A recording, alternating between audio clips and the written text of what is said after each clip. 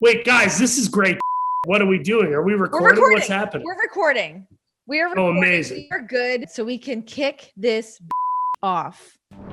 Guys, here on Oral Sessions, Paul Walter Hauser finally joining me.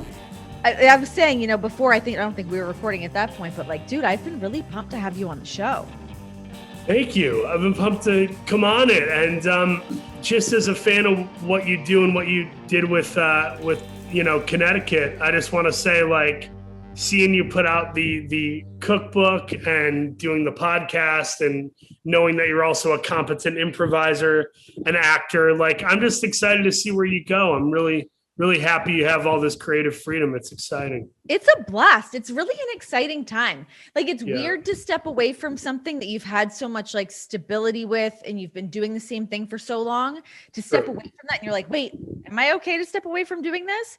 But it feels great. It's nice to creatively kind of scratch a little itch and have some fun. And now I'm gonna have a baby, so that'll put me on the back burner for a hot second, but then I'm coming out hot. Listen, I will say this. I watched the Backstreet Boys documentary. I don't recall the name of it, but I've seen it 4 times because I have problems. And one of the things they talk about in that documentary is they say that after they had a hit album, they immediately had to jump right back into the studio and do their sophomore album. Scary. And then they kind of got tuckered out and were depleted, and it wasn't as good. And I think this moment with your pregnancy, it's like having a baby.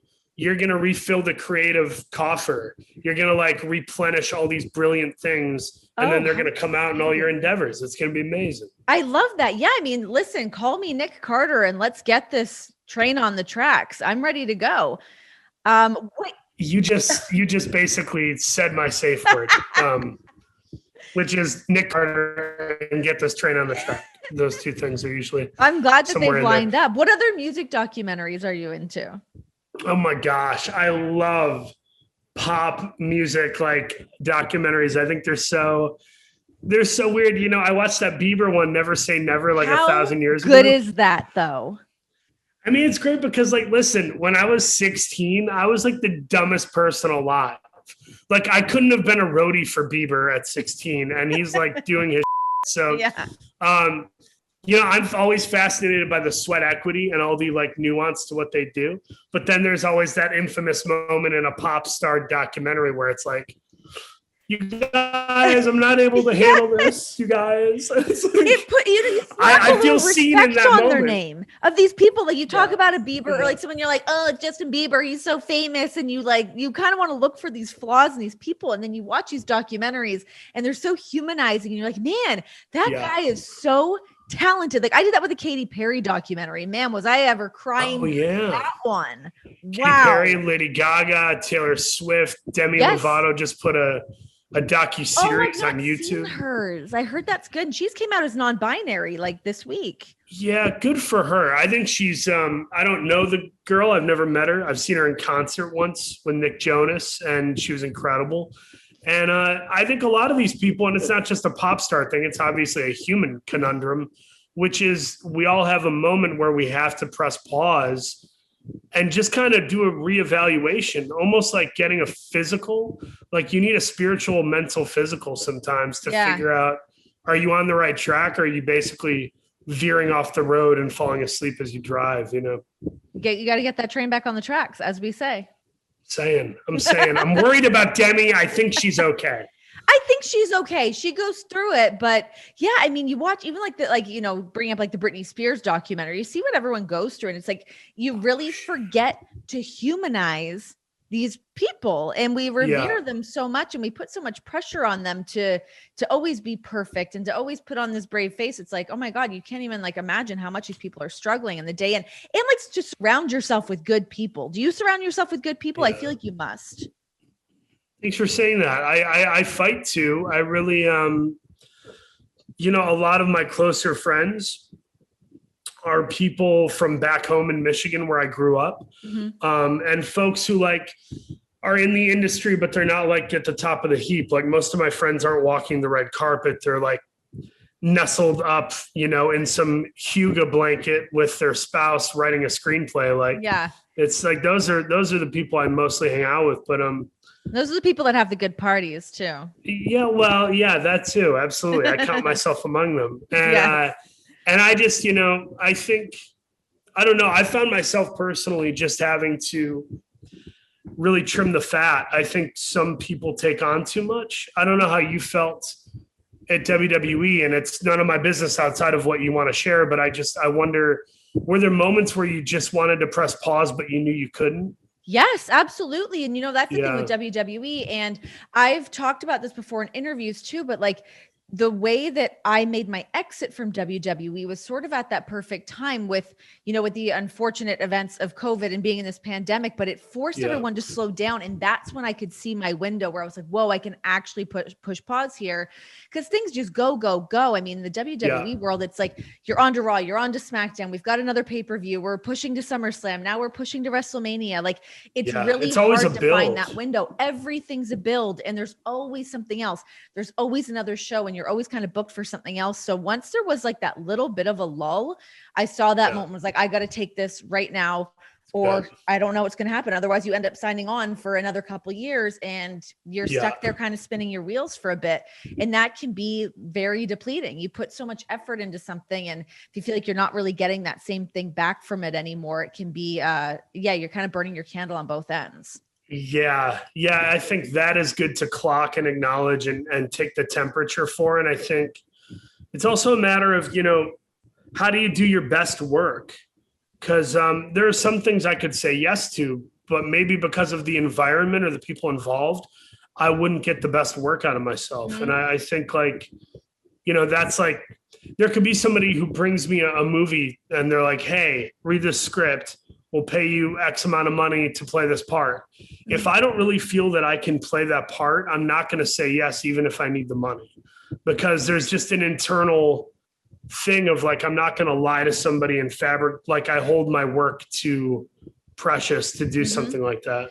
So those are tough, weird decisions. I'm sure WWE was paying well. Yeah. And to turn away from that and do your own thing, it's like, that's a layered risk. It's not easy to do. It really is. And, especially in our world too, where, for so many years, you're always trying to find what that, what our version of stability is going to be, when it's like kind of job to job, you're trying to find something to pay the bills and give yourself some sort of feeling of success amongst that, of just being able to pay bills and not feeling like, oh my God, what have I done? I've risked so much. What the hell? That once you're in that spot, to then be like, wait, am I actually really loving this anymore? It's a ballsy move to be like, nope, I'm going to go try to restart over here again and see what you build equity over time amongst each project, but it still can be like, here we go back to the beginning, trying to like scratch and claw again a little bit. Absolutely. And, I think those risks, they're always going to, they're always going to be risky, even when you're at a high level. I mean, like Dwayne Johnson, like his whole thing of like, I'm now going to do a tequila company. Mm-hmm. I'm now going to start a production company. A lot of people just assume the conclusion will be something profitable and magnificent, but those are saturated markets. It doesn't matter that he's famous. It's still a huge leap to jump into those worlds and be an entrepreneur and put your own money and name at stake. And I think one message I would give to people on the come up, people who are doing what we do, it's like, just be prepared that like, even when you make it, there's going to be new hurdles, because you're going to want to jump higher. Yeah. They're going to reset the hurdles. And, you look at somebody like The Rock, and he is, the most famous person in the world, but which helps. That's going to help, to push your tequila brand and all that. Certainly. But who do you think has the better tequila brand? Is it him, or is it George Clooney, arguably one of the other most famous men in the entire world? Oh, golly. I don't know. I've not had either. I've tried them both. I'm more of like, my go-tos are, have you had Corzo? No, I'm not a huge tequila drinker. Like, I'll have a margarita every now and then, but otherwise I'm not a big tequila person.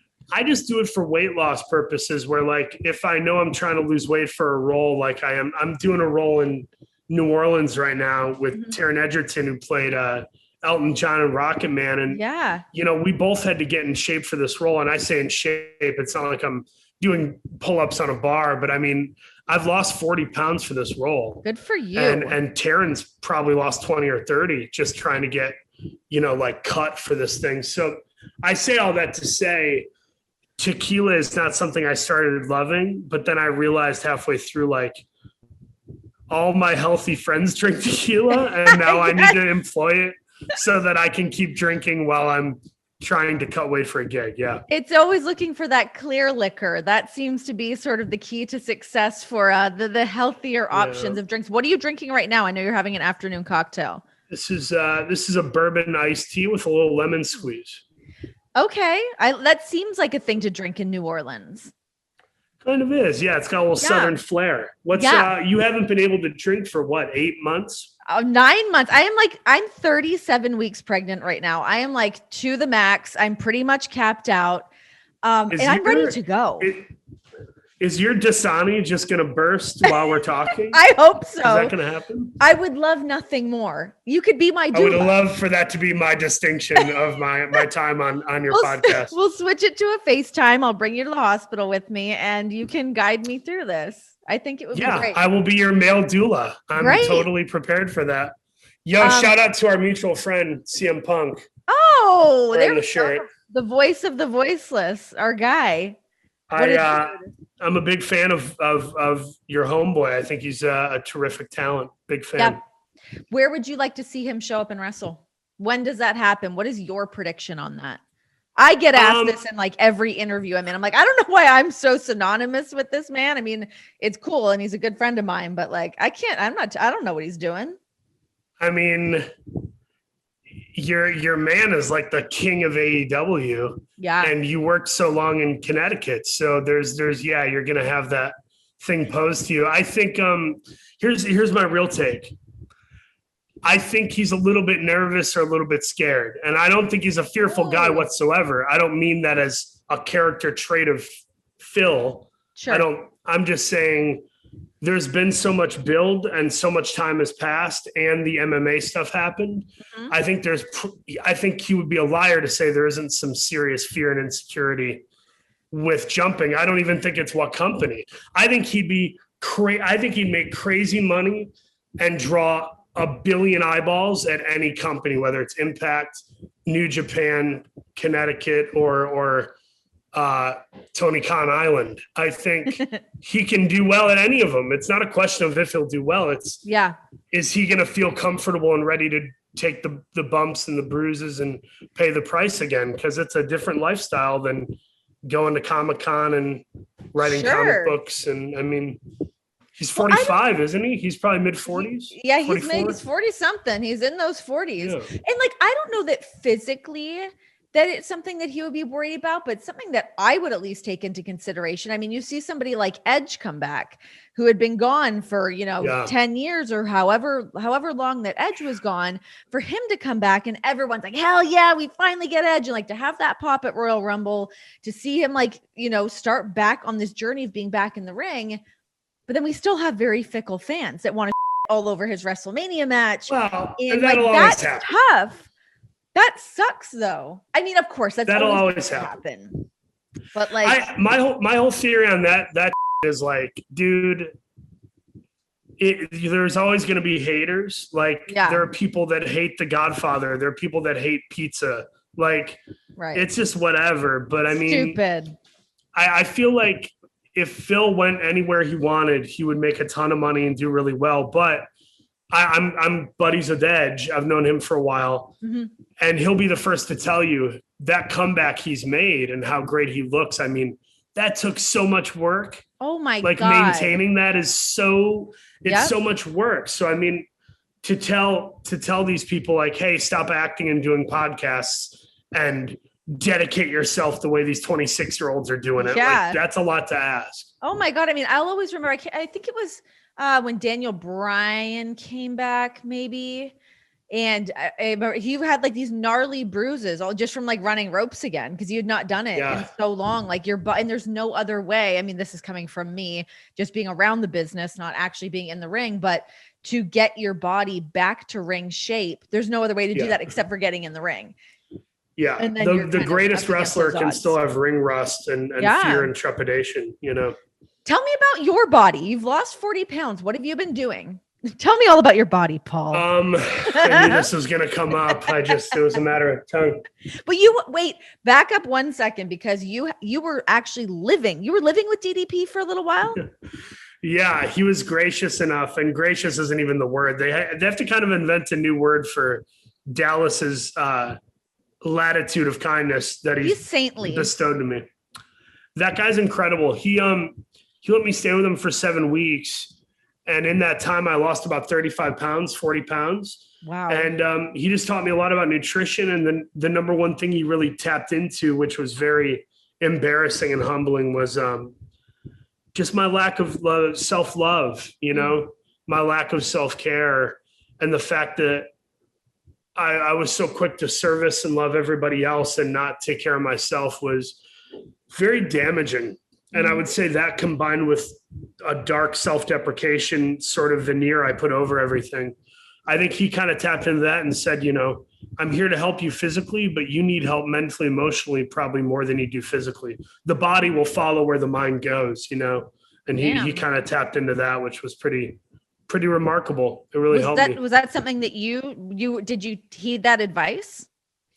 Yeah. I mean, I'm working on it. I'm not there yet. There will come a day in 2 to 5 years where I win an Emmy and a Golden Globe, and I'm in a relationship that I believe in. I'm feeling good about my life, and I'll still have those voices of ambition and doubt and dissension and confusion. And it sucks that you never, I feel as though I'll never really be settled.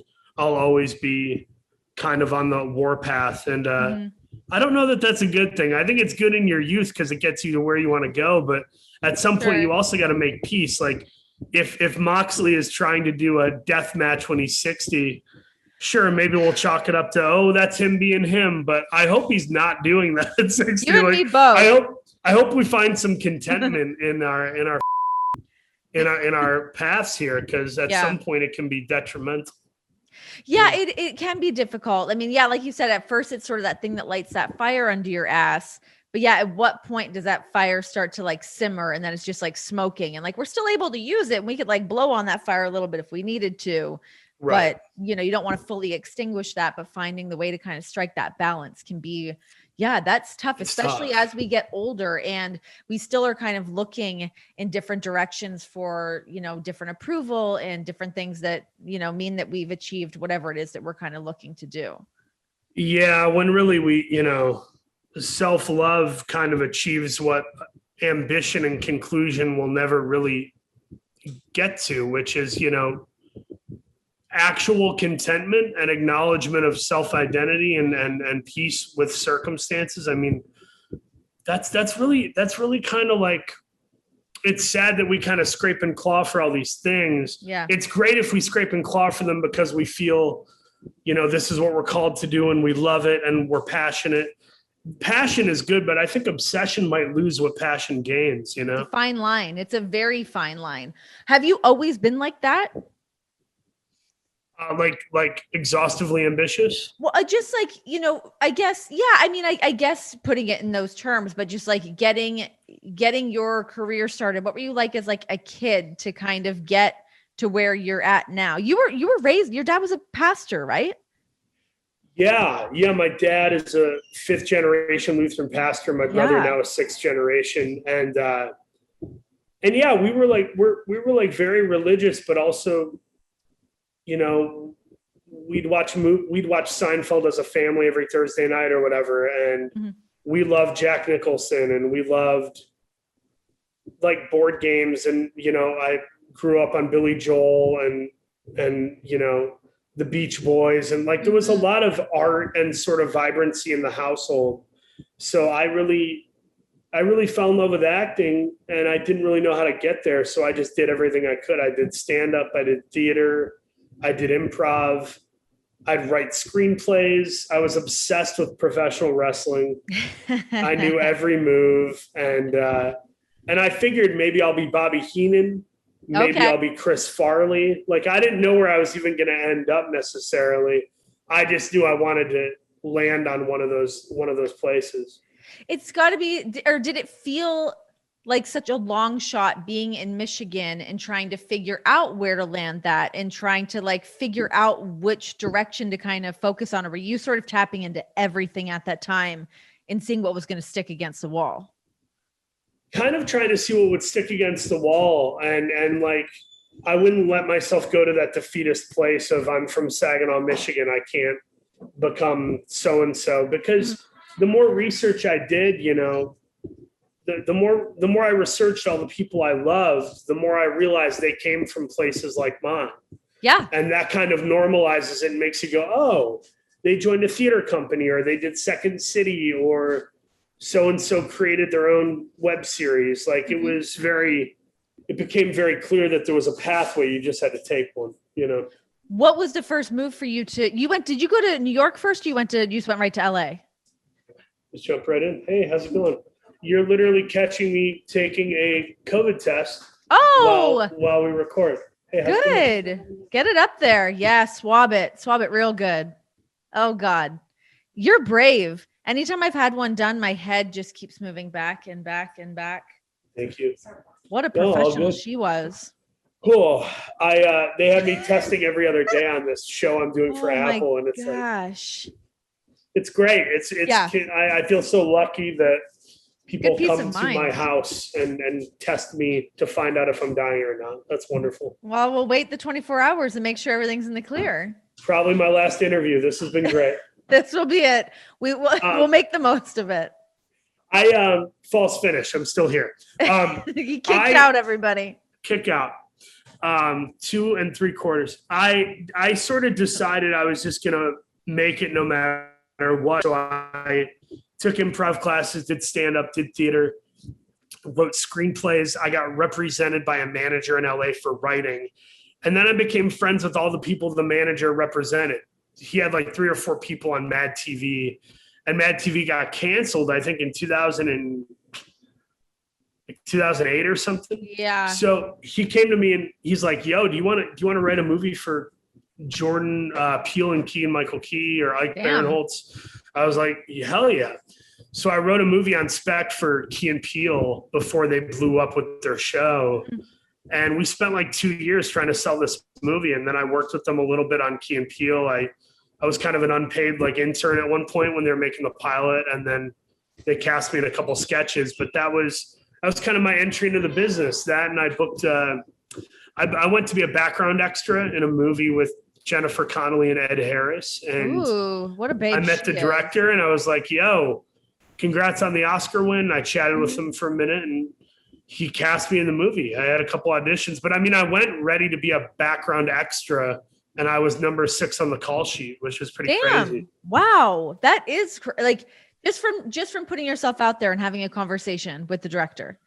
Just walked up to him and for a minute, no way I took more than a minute. I just said, "Congrats on the Oscar." He's like a big LGBTQ plus guy. Mm-hmm. And he gave a really impassioned, beautiful speech to the LGBTQ plus youth. And I just wanted to commend him on that. And I was like, "Dude, that's amazing." And so like, I wasn't kissing his ass. I was just saying what you would say to a famous person if you met them for a minute. Sure. And then he invited me back, and that was my start. I moved to LA November 2009 with like $8,000 in my pocket, and I jumped into not this a bad thing. Start, all things considered. I had no money when I moved out there. It was the greatest start. I never would have survived. I would have went out there with like $1,200 and I would have been eaten alive, I bet. Yes. Yeah. That's what happened to me. I got chewed up and spat out real quick. I was like, "Oh, wait, you guys aren't ready for me? What are you talking about?" And I have no money. What? You guys. Yeah. How dare you?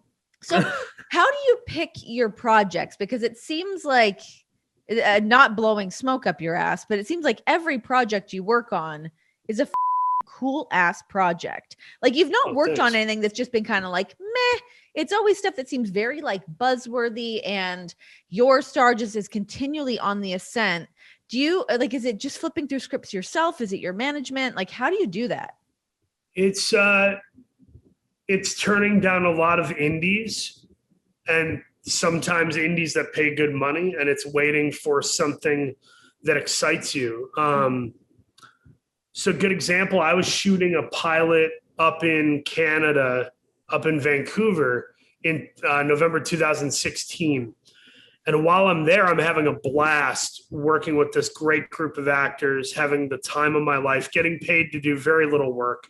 It was a dope gig because you're part of an ensemble. So it's like, imagine getting paid the same as John Cena, but you're just part of the Wyatt family. You know, like that's kind of what it felt like. Right. Yeah. And I was loving it up there, but I get an email that says, "Hey, you want to audition for this movie, I, Tonya?" And I look at it and I'm like, the screenplay is like one of the most heralded screenplays of the year prior. They have Margot Robbie, who's like the biggest thing right after Suicide Squad and Wolf of Wall Street. And then what a dreamboat she is. Oh, Good God, the best. God. She's so cool. And then Allison Janney, like, yeah, I grew up watching Allison Janney and everything from freaking A Miracle on 34th Street, Drop Dead Gorgeous, West Wing. Like, I love that woman. So she's so great in Juno. Oh, she's so good in Juno. Good in everything. And she's good in everything. So that was one of those things that I was like, I'm already happy. I'm content. I'm working a job.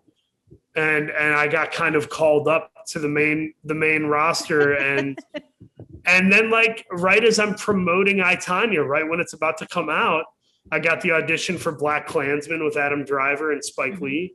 Yeah. And none of them had even seen I, Tonya. They knew nothing about me. I just had a good audition. Oh, wow.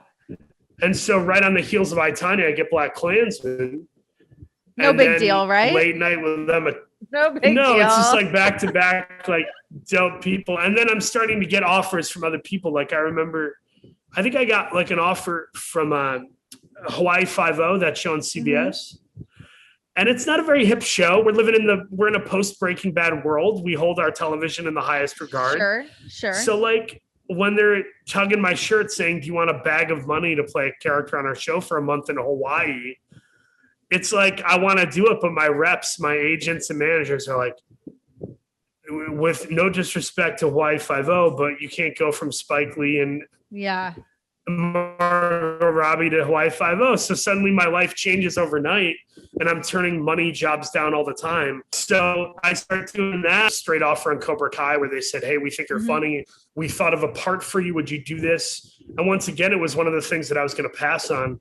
But then I think I took a bus. This is like 2018. This is back when I was still struggling for money, just like 2-3 years ago. But like, I was like taking a bus or the train to a meeting in Culver City to meet with all the Cobra Kai guys. And I have an iPad that's playing the episodes because I hadn't seen the show. So I watched 3 episodes in a row before walking into the meeting, and I'm like, I'm in love. I'm hooked. I have to do the show. So I walk into the meeting. I'm like, we're doing the show. Doesn't matter what my reps say. We're doing it. And then it turned into this big crazy hit on Netflix, which I didn't know was going to happen, you know? So all these types of things happen where Clint Eastwood says, "Hey, I need you to replace Jonah Hill in my movie." And someone like me is like, what the hell is going on right now? It doesn't even feel real, but those things keep lining up and happening. So half of them are by my creative hand and I'm trying to pick and choose. But dude, there's like 50% of things that come to me out of nowhere that like, I literally just give credit to God and I'm grateful that they happen the way they do, you know? Very serendipitous. Yeah. I mean, but also, you know, it's putting in all that hard work and being immensely talented to have those skills showcased. But like you said, I mean, to go from doing I, Tonya and not even having had that movie out before booking your next gig and people seeing how good you were in that movie is very, very cool.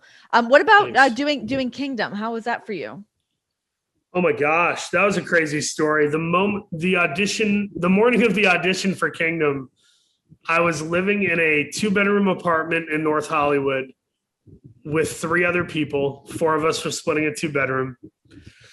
I'm broke as crap. I'm working at Five Guys, the burger place in Studio City. And I'm super depressed and unhappy because I know I'm a capable actor, but I'm not working. And I'm broke and I'm eating like 7-Eleven pizza and sushi. And I'm just living in this disgusting hellhole. And I'm in my bathroom that morning and I just say to God, I'm a God guy. I believe in God. And I just said, I was like, dude, I'm dying on the vine. If you want me to go be a teacher, I'll go be Robin Williams and Dead Poets. Like I will go inspire and love people and make them feel great and be an awesome teacher. But I can't keep doing this. I need a break. And I basically said that to God and walked out. And my buddy Chloe Lanier, she's an incredible actress. She had a big run on, she won a daytime Emmy for General Hospital. But she and I were living together at the time. And she goes, good luck on your audition. I'm like, I'm not going to get it. And she goes, just because you said that, you're probably going to get it. Watch. So I go in and I read this part and they go, oh, you're reading for the bully. I said, yeah. They go, we thought maybe you'd be reading for Keith. And I said, who's Keith? And they said, that's the character that gets bullied. And I go, dude, you got to let me audition for the guy who gets bullied. That's way more in my nature than to play a bully. Sure. So I take 45 minutes at the sides. I go memorize them. And I go in and I just kind of went nuts. The character was kind of crazy. And I kind of leaned into it. And I was like throwing around the room and like screaming and crying and stuff. Kind of like heavy actor acting. Yeah.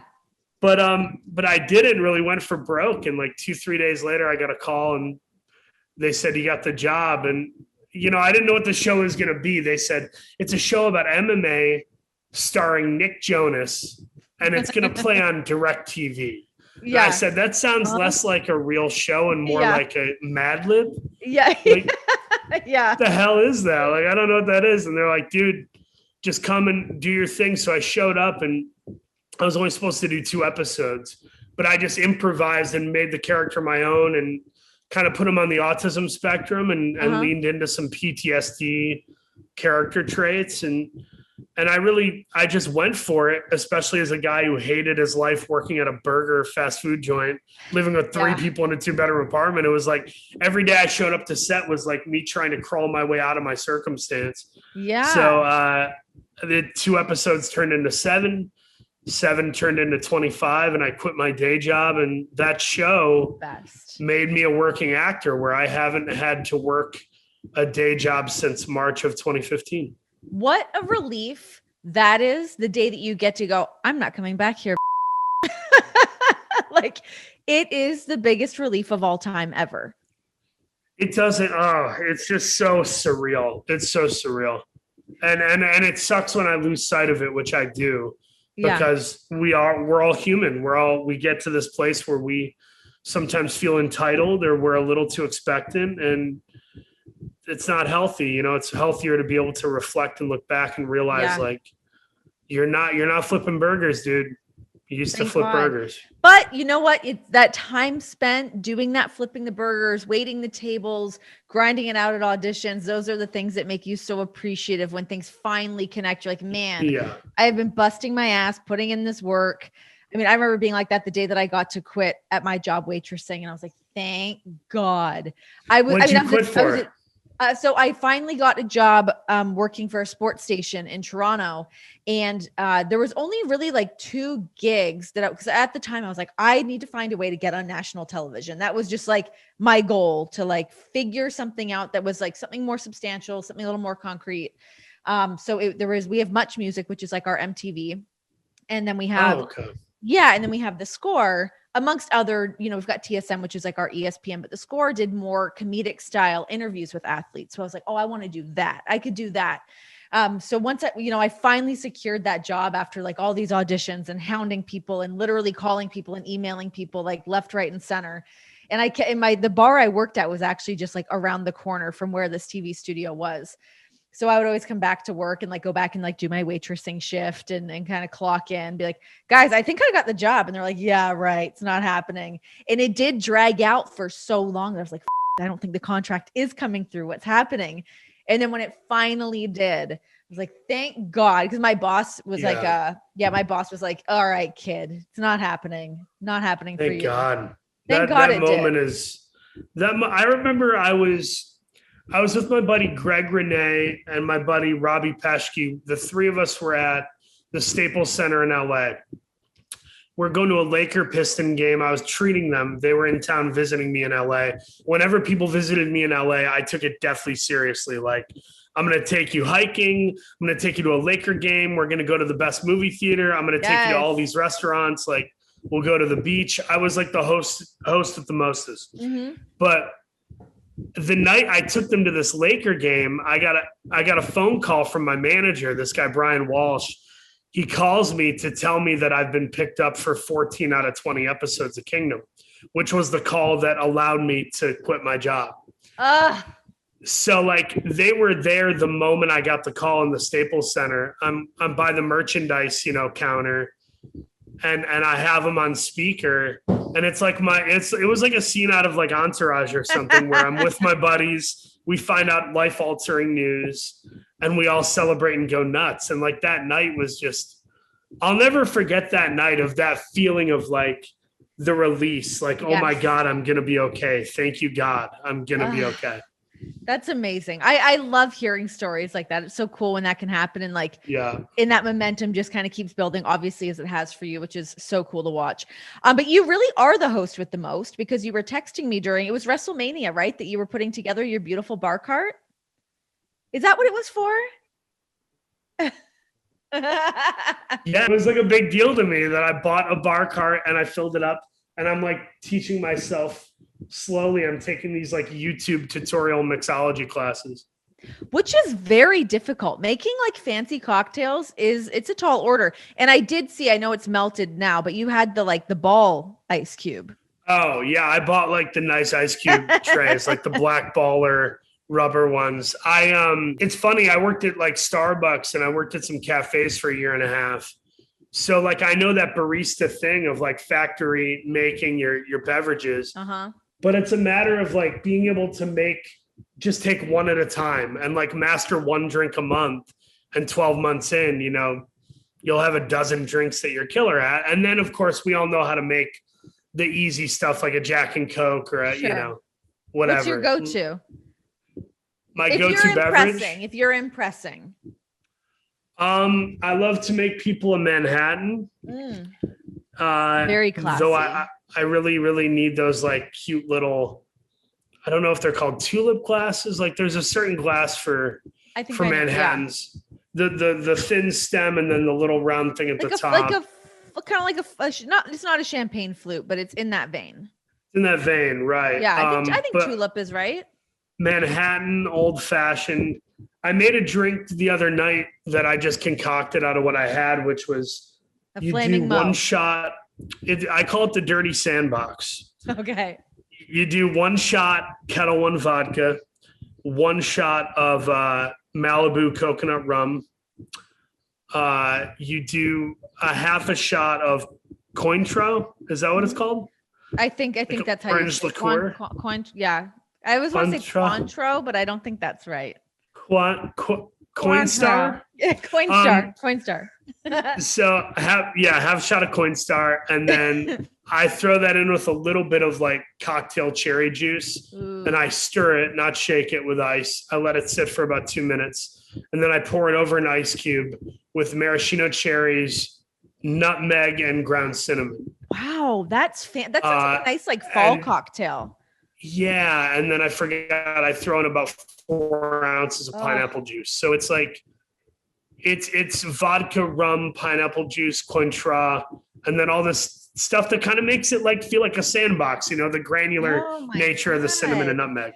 Have you been living the good life in New Orleans? I mean, I know you're in like getting shredded mode here, but to be in New Orleans, that's difficult because the food there's so amazing. The food, the drinks. I love that city so much. Yeah, it's a great city. I'm not getting shredded by any means, but I have lost 40 pounds and I'm just trying to keep it off. I'd like to lose another 10, but it's kind of 1 week on, 1 week off. Where like, I'm a very emotional eater and drinker. So if I'm feeling strong and mentally prepped, I'm good. And then, a project falls through or someone never calls you back or whatever. And it's like, well, I guess I'm going to eat like crap for 2 days because I'm weak and stupid. Yeah. So I just got off the phone with DDP this morning. I literally called DDP and I weighed in front of him, and I lost 4 pounds in the last week just by hitting it hard in the gym. Good for you. Can you tell us you can't tell us what you're working on in New Orleans, can you? Is it a big secret? I can talk about it a little bit. It's a true crime limited series that's called In with the Devil, and it's about this guy, Jimmy Keene, who was a drug dealer in Chicago. He got busted for a number of charges and was supposed to be in jail for 10 years. And about a year and a half in, they realized he was a really popular prison mate, very well connected. And they thought, well, why don't we use this guy to infiltrate and get a forced confession out of a serial killer in a maximum security prison? We'll have him befriend him, kind of like DiCaprio in The Departed. Okay. Yeah. Double agent style. Yeah. So like this legit happened in the 90s. The guy got a forced confession and he got out of jail 8.5 years early. Wow. And won his freedom. So I play the serial killer, and Taron Egerton of Kingsman and Rocket Man plays Jimmy Keene, the drug dealer. Wow. That's when's that supposed to be coming out? I don't know. It could be out as soon as like Thanksgiving, Christmas, or they could push it to next year. But it's a real epic piece of television. We have Ray Liotta, Greg Kinnear. Wow. Oh my God. How great is Greg Kinnear? What a magician. Oh my God. Is. The best. And by the way, like fun to hang out with, really dryly, sarcastically, 10 out of 10 hysterical. That guy's incredible. What about Emma Thompson? Because you are in Cruella, which I cannot wait to see this. You've got Emma Stone and Emma Thompson. You've got all of the Emmas. Tell us about all the Emmas. All the We're Emmas. missing Emma Roberts, Emma Watson. Okay. We'll have to get them in the next one. We could have had a few more Emmas. We had fun. You know, Emma Thompson and I did this movie Late Night together a couple years ago. And on that movie, she plays my boss, and she's really kind of scary but funny. And so she's kind of doing that again in Cruella, but a little more scary than funny. Yeah. And I really I have fun watching her. I know it sounds bad because as an actor, you're supposed to be present. You're supposed to be engaged, but some actors are hard to not watch. And I would say Emma Thompson, Ed Harris, there's a couple people that I've worked with that are just impossible not to kind of watch. Yeah. And Emma Thompson's one of them. She's incredible. She totally steals every scene she's in. And her and Emma Stone are just like the perfect people to go to war. I think you're going to love it.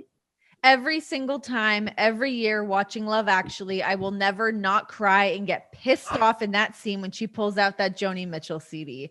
Oh, the rage. John and I are both like, how could he? What was he thinking? And that like cry scene, like when she breaks down, but then gets herself together and tidies up the bed very quickly and like gets back into mom duty. Oh my God. It's my favorite type of acting. I love acting when there should be a big dramatic moment and instead the character has to like harness it and stuff it. And she does it as good as anyone's done it. She's so good in that movie. Oh my, yeah. When she walks down, she's like, okay, little lobsters. And then they go off to the pageant. Oh my, it's just. And then she kind of calls him out on it and is like, how long were you going to wait? Were you going to wait till, you know? Oh my God. I love that movie. That's like one of my go-tos. It's awkward though to watch with family because like, my dad's a pastor. My mom is the wife of a pastor. So like the scenes between Martin Freeman and the woman who are like porno actors, like it's totally doesn't go over well with the family. So awkward. Okay, so Cruella is going to be coming out on Disney Plus, correct? Disney Plus, they have something called Premier Access. I guess you can purchase it there for like $30. And the thing is, if you have a family of four, a wife, a husband, and 2 kids, I mean, you're each getting to watch the movie for like $8, which, you know, is half of what you would probably pay at a theater nowadays. So you can do it there, or I'm going to be seeing it in theaters. I mean, to me, I'm not afraid to go back to the movie theaters. It's still a pastime I cherish, along with live sporting events and church and concerts. Like I need that in my life. So I hope people see it in theaters, you know, I don't know. Yeah. And, you know, I think that is something. I mean, John and I are huge movie theater people. That's like all we would do. We would go out and grab and go to the movies, have a cocktail at the movies, which is such a lovely luxury. But I can't wait to go back to do that again. Going to watching a movie at home is fine. I'm sick of my couch at this point though. I want to sit in theater. I want to like have that experience with other people around me. It's the best.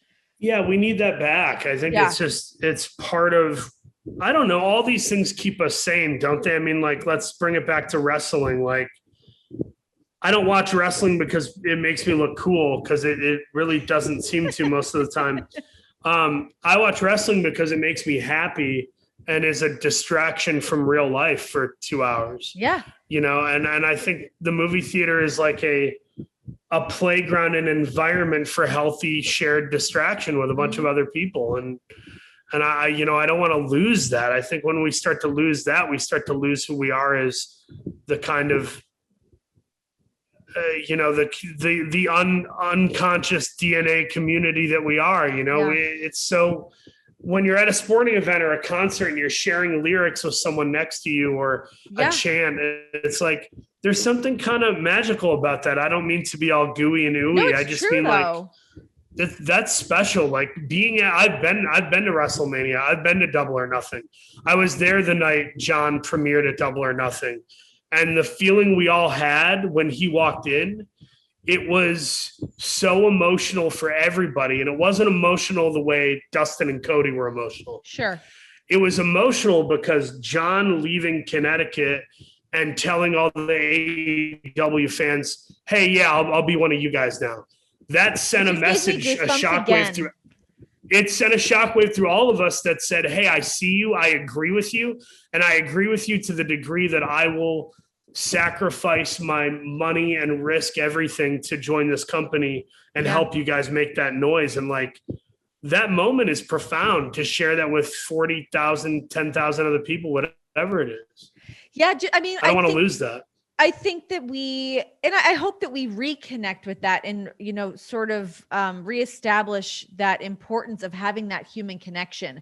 I think we very much live in a world where everyone's like, I don't like people. I don't like socializing, blah, blah, blah. But like, that's kind of bullshit. We all really do we love hanging out with our friends, even if it's a small group of friends and it's hanging out with your family or whatever. But like, having that human connection is so necessary. Sharing experiences with other people is so necessary. It makes us human. It makes our little hearts tick. It does make us human and recognize the humans around us, because I think COVID really did a number on our psyche collectively, where we became grouchier and more mean-spirited because we weren't sharing anything in real time other than the headlines that we would all, you know, I guess our commonality is we're all constantly bitching and complaining and hating. And it's like, that is a horrible commonality. How exhausting. I'd rather find a commonality sitting next to you in a movie theater, you know? Yeah, agreed. I agree 100%. Speaking of places to go and bitch and moan, you're back to Instagram. What happened? I never had that many followers. I think I had 65,000 or something back when January 1st hit. But I needed a mental, emotional break from Instagram. But in doing so, I deleted the entire thing. I didn't pause it. I just deleted it. Yeah. So it was just very funny how, like, for 2-3 months, I was so happy and satiated with not dealing with social media, other than tweeting out, you know, I tweet out harmless. I tweet out like Bible verses and clips from AEW. Like, it's nothing. But like, Instagram was this thing that was kind of consuming in a bad way. And then my reps kind of came to me and they're like, you really ought to get back on Instagram. Oh, brother. And I was like, and then I was like, you know what? I should, because, you know, there's a way to promote, and that's part of my job. I need to honor that. And then also, you know, if I get enough followers, maybe I can do good stuff with it too, like do birthday fundraisers or promote other people's stuff. And there is a lot of good to be done, but I'm now paying somebody else to do it, and I don't have to be on it constantly. And I can say what I want to say and then leave it alone and not look at the messages that are like, can you send this nude photo to Sebastian Stan? Can you send this tattoo I got of Taron Egerton to Taron? I'm like, no, you crazy people, stop messaging me, please. But if you want to follow me at Paul W. Hauser Graham, I think is you've got another name? Oh, for Instagram. Sorry. Oh, for Instagram. Yeah. At Paul W. Hauser Graham.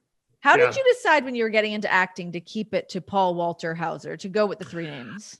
My grandpa's name was Walter, and he died when I was like 7.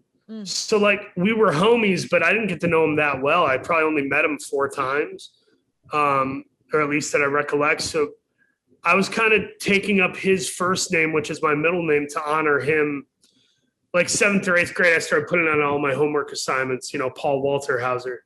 Oh, you've done that since you were young. Yeah, since I was like 12 or 13. I like changed my name to Paul Walter Hauser to honor my grandfather, not for acting purposes. Yeah. But then you book your first role and they're like, what do you want your name to be? You're registering with SAG-AFTRA. And it's like, yeah, there's no way in hell there's 2 Paul Walter Hausers. I'll do that. And sure enough, there might have even been a Paul Hauser. I'm not sure. Wow. I always just like kind of assumed that would have been like a very distinguished stage name. It just sounds very regal and together. Well, that's you sound good. like you're ahead of the curve. You know what I realized is all 3 names, Paul, Walter, and Hauser, have a consonant followed by the letter A. And there's something unconscious, the same way of, the same thing of like subliminal marketing. There's something about the consonant next to an A on all 3 words that looks kind of shiny or something. Did you think you just had a baby not long ago, right? I did. Yeah. I had a son. His name is Harris. Oh, what a born, name. I had that on a good boys list name. I love the name Harris. Yeah. It's a great name. It was his mom, Harris's mom is her grandfather's name was Harris, and she was very, very close with him. Mm-hmm. So she kind of brought it up to me and said, what do you think of the name Harris? And I said, I love it. I love that name. Was it hard? Like, obviously if there's like a family lineal relationship to be able to plug that in there, but yeah, when you're thinking of naming a human being, I was just talking about this. I just had my mom on the show, which was a real doozy. But talking about naming a child is like such an ordeal of like, what's going to go together? What makes sense? You're thinking of like, it's branding for this human being. It's a lot of work. What did you guys do for the middle name?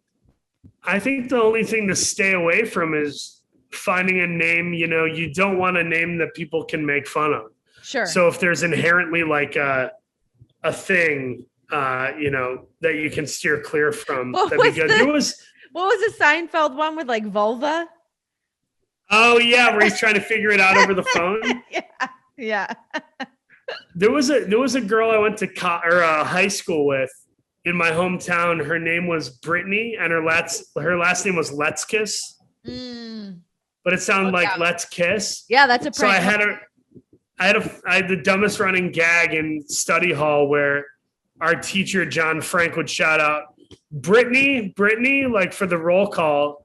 And I would say, which one? What's her last name? And he'd go, Let's Kiss. And I go, slow down. I hardly know you. And I'd look at all my classmates. But by like the 4th or 5th time I had done it, like he wanted to kill me and was like, you have beaten this joke into the ground. And I'm like, yeah, that's kind of the point. I feel like that's one of those jokes you have to keep doing it until it's like not even remotely funny. And then it picks up its steam again because it's gone on so long. Yeah, that's kind of what Norm Macdonald perfected. Yes. Norm Macdonald just will bury a joke till it's resurrected. It's pretty amazing. Who from wrestling would you love to work with that you would love to like see step into your world? Oh, the acting world. Well, for one, I think you could do it with your eyes closed. I think you would kill it. I could see you doing like, do you remember Bonnie Hunt in the movie Jumanji? Bonnie Hunt's amazing. Also, she had a great talk show that I don't think gets nearly enough credit. When she was awesome. I love her. Yeah, I love her. You remind me of like, you could be like Bonnie Hunt for like the millennial generation. I'll take it. I don't Bonnie know. Hunt's very charming. You could totally do her, or Helen Hunt. You think of Helen Hunt and like Twister. Oh, yeah. I could see you doing something like that. And I think, listen, I think Cody and Dustin Rhodes are capable actors. I think your husband was one of the only people that could make the Marine movies like watchable. Yeah. And I believed what he was doing. Job. I haven't seen the cage fighting movie he did, but I look forward to seeing that at some point. But I think of all the actors I look at, if I could choose one person to walk into the actor world, you know what? I would really love to see my buddy Anthony Agogo like be in the new Game of Thrones prequel. Okay. Like, wow. I'd love to see him get on like a recurring role. in like a sword and sandal epic type thing, I think he would crush it. I feel like you're saying this and everyone's probably gonna be like, wait, can you actually hook me up with that? You must have the means to make that happen for me, right? No, I'm still trying to find my next job. But I've met a couple guys and gals from AEW and WWE that there are people I've pitched before for jobs. I've pitched wrestlers and stuff like that. I think MJF would be brilliant in like a Judd Apatow movie. Oh yeah. Yep. You can make him the asshole boyfriend in like a Seth Rogen movie. He would be amazing. Yeah. He could be like in like the Can't Hardly Wait. Amanda. I feel like he could. I'm buddies with that guy, Peter Facinelli. Yeah, he's a good buddy. He helped teach me about cryptocurrency. I got into the crypto thing a little bit. Yeah, teach me. You can teach me later because I need to know more about that. I'm learning as I go. It's kind of insane. What a tall order that is. Like as if we needed another thing piled on top of all the other to-do lists. Like, wait, what is this happening? What's scary is the US dollar. Like it's, I watch a lot of interviews of economists who give predictions, and I'll watch their predictions from 9 months ago to see if any of them happen presently. And you can kind of track through the people who do it for a living where you realize like, we're not on a gold standard. We're not backed by anything. We owe China an insane amount of money. And we're all kind of borrowing from each other at random and making all these backdoor deals to try to stay afloat. And it's like, at some point we will have to find another answer to currency. I don't know that crypto's the answer. Yeah. But I'm keeping my eye on it just in case, Well, I'm glad you are, because now I know that I have a bit of a source to be like, hey, what's going on here? Because my dumbass doesn't know about it. My dumbass doesn't either. Although I've made a little bit of. I think I put in like 13 grand, and I might have made like 20 or something. I don't know. Okay, we'll take it. That's not bad at all. I'm working on it. Yeah, definitely. All right, I will let you get back to your day. I'll let you get back to your, what is it? A whiskey iced tea? It's drunk. It is gone. It has been drinking. Done. Last question I'll ask you. Oh. Is what do you think is the wrestling movie that needs to be made more than any other wrestling movie? Oh, wow. That's a good one because we have been deep into watching all of the Dark Side of the Rings. I love all of those fascinating, amazing stories. I know that you're putting out into the ether trying to get this Four Horsemen movie up and running, right? Like how do we not have that? How does that not exist? I don't know. I mean, I don't know what they're waiting for. They were trying to make this Vince McMahon movie with Bradley Cooper, and they're never going to get Bradley now. He's doing his own thing. He's not going to play Vince McMahon. So like they've made attempts for different films. I heard that the Hulk Hogan movie's supposed to happen, but I don't know if they have a script that they're ready to shoot with. But I think like you put me and Sebastian Stan as Ric Flair and Arn Anderson in a Four Horsemen movie. And then you cast I really want Ethan Suplee for Ole Anderson. Okay. And then get somebody whacked out of their head like Ben Foster or Emile Hirsch to play Tully Blanchard. Ben Foster is Tully Blanchard's brilliant. I like that really a lot. Cool. I mean, I like Emile Hirsch a lot too, but Ben Foster would be great. I think they'd be great. And you tell a 24-hour story where you start with you show Rick in a match and you don't know, Rick is just leaving the ring covered in sweat, drenched, looks exhausted, and he's getting grabbed by women and kids and all this stuff. And then he gets back to the locker room and he's like, okay, boys, where are we going tonight? The party's in North Carolina. Gets into his whole thing.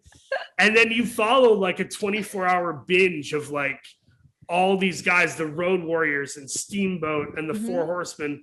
Everybody's going out drinking, and you follow them like a docu crew and do cinema verite on all the micro conversations. And you get to have the fun stuff like Ric Flair trying to get one of the little people laid and sticking Steamboat with a $2,400 bill at the bar. Yes. You do an accumulation of all the famous Ric Flair stories in one night. But with that also comes, hey, Road Warrior Animal, can you stuff this in your luggage and take this back to the Carolinas? my kid needs a birthday present, I'm not going to be there. Like, you get the heavy personal stuff with the fun, humorous stuff. And then by the end of the film, the whole third act could just be like Dusty and Rick doing a 30-minute Broadway. Who would and play you could Dusty? just shoot it. Who do you see as a good Dusty? Who would be a good Dusty? I mean, Dusty's a tough one to like. That's such a tall order. I mean, I think Dustin could do it if they did some prosthetics or something. I don't know. Sure. But that's really tough. I think most people would see me as Dusty. I like you as Arn. I think that's a great move. I want to play Arn. I want to do the Southern thing, and I want to do the serious. Yeah. Make no mistake about it. Sunday night, son, you're gonna find yourself like his promo work is just so epic. I know I can do it. He's the best. But I think the film ends with Rick and Dusty doing like a cage match covered in blood. You shoot it like for real, like we get to watch the two actors actually have the match. And then afterwards, Rick is depleted, bleeding. Blood is crusting over his skin with the sweat and maybe some tears. With a tear in my eye. And the camera's pulled back from the end of the locker room, and we're seeing him by himself. And then all of a sudden you hear a beer crack from off camera. And he pulls it into frame, takes a sip, and it's like Popeye with the spinach. And all of a sudden it's, boys, where are we going tonight? And midway through the talk, cut to black, end credits, jazz music. Like, it's the idea that he never stops. The Nature Boy never stopped. Yeah. The guy was equal parts brilliantly creative and sort of mentally ill, and just kept going to the degree that he's led this iconic lifestyle. But, one night with the Nature Boy would exhaust an audience of moviegoers. Let me tell you, I've been there and done it. It is exhausting. Oh my God, a hangover that'll last you a week. Good God. And I got him in like his 60s. I want the audience to feel that. So I think that movie should happen. I think they should let me write it, and me and Sebastian can play Rick and Arn. I feel like you need to write it. You need to get that ball rolling. And my last question to you is, do you still feel like wrestling is sort of like that black sheep of entertainment? Is it still sort of frowned upon or, looked down upon amongst Hollywood? I think it kind of is. I think, when I talk about wrestling, because I show wrestling and talk about wrestling to everybody. So whether I'm working with Sebastian or Emma Stone or Rockwell, it's like, they always say stuff like, oh yeah, the immortal Hulk Hogan. Or, oh yeah, who's the Undertaker and the pale guy who carried the ashes. Yeah. Like, they know bits and pieces, but they don't take it seriously or know why it's awesome. So, I would love to play a small part in legitimizing wrestling to Hollywood and making a great wrestler movie that could be competitive for award season. Yeah. That would be the best entry into people taking it more seriously. Well, that's on your shoulders now, Paul. It's all on you. We're waiting for you to make this happen. We're ready. Thanks for We're gonna do it. We're gonna do it. Wrestling fan and like just being so damn cool and wanting to have these conversations, shine a light on all that stuff. It's really, really cool. Thank you. This was fun. I'm a fan of yours, and at some point, I got to make it out to wherever you guys live. I think you guys are in Nevada, Vegas. Right? Yeah, just stop over on your way back to LA. We're here. Yeah, I got to come in. We got to do like a cooking video or something and feed that baby of yours, that baby Bubba. When is that baby due? Literally any minute. She's due June 11th, but she could come any day. Yeah. I mean, we're there. She's primed. I'm just waiting for her to let me know now. But I feel like she's going to be a lot like her dad and be on her own clock. So she's probably going to be late. Maybe. It's okay. Better late than never. I'm going to give her the blessing I give to all. I do like a blessing in my head when I see like kids in the airport or in a shopping mall or something. My blessing is just, God bless this child. May he or she be blessed with kindness, laughter, and friends. Oh, so I'm putting that on you. And she's got pretty cool parents. I think she's very lucky. Thank you very much. That's very, very sweet of you. And send my best to sweet little Harris. What a guy. Will do. Can't wait for you to meet him. Yeah, definitely. Bring him out. We'll have a hell of a time. I'll make that beef Wellington for you. Please, yes. Or I'll take him to his first wrestling show, which will be like the thrill of my life. Hopefully he likes it even 1/8 of my obsession. Yeah. Well, hey, if you come out for SummerSlam, it'll be out in Vegas. So maybe I think it's coming to Vegas. Okay. So if that happens, let me know. Let a Very girl. cool. All right. If they'll have me. Of course I'll have you. Oh my God. Are you kidding me? Of course. Just get ready. My dog's a lot to handle, but he'll be nice to you. Okay. Yeah. Deal. Enjoy New Orleans. Enjoy working on this new project. Everybody check out Cruella and follow my dude back on Instagram. He's back, baby. Back, baby. Thank you so much, Renee. And please tell your husband to be careful. We love him. Always. I'm always telling him that. Not sure he'll heed our advice. No, he never does. No. Nope.